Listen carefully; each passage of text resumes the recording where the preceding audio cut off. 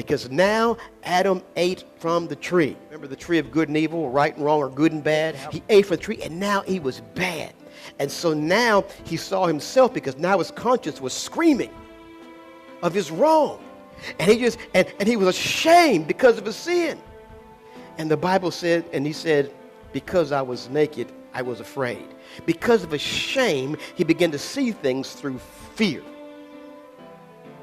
And so, interestingly enough, God was there. The Bible said that Christ dwells in your heart by faith. And so, what the Bible actually says, if we look at it, God did not leave Adam because of Adam's sin. Jesus proved this by later becoming sin, being one with every part of us, even our sin, to say to us, to declare to us, I love everything about you. If you can't come to me, I'll come to where you are, because I can't be without you. And so he was communicating that with his presence in the cool of the day. But inwardly, Adam had sinned, and he was ashamed, and guilt was screaming at him, and guilt spoke to his faith. He could not see God's acceptance because in his own eyes, he was unacceptable. It reminds me of a story about a man who was betrothed to a woman who was beautiful.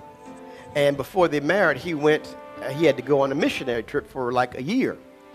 And when he returned, she had gained like 200 pounds. And it was a long story why all that happened, but he still wanted to marry her. And he still loved her. So she married him, and then on the wedding night, he wanted to make love to her. But she could not accept his acceptance because she could not accept herself.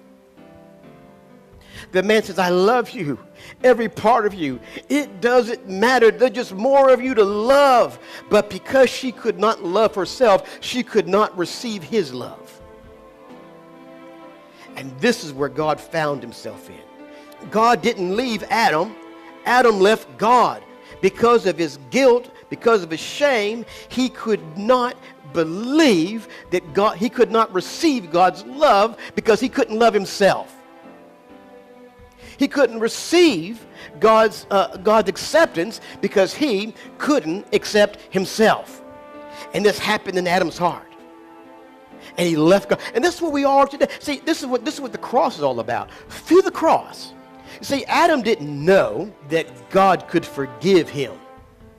And so God expressed through the cross, reached back in time in the garden, whose Adam's face, his head was downcast in guilt, in shame, unacceptable to himself, didn't believe God could accept him because he was unacceptable to himself. God reached back through the cross to Adam to lift his head to resume their face-to-face intimacy. In the same way, he reaches through the cross to my Adamic nature and lifts my head back to a face-to-face and intimate relationship.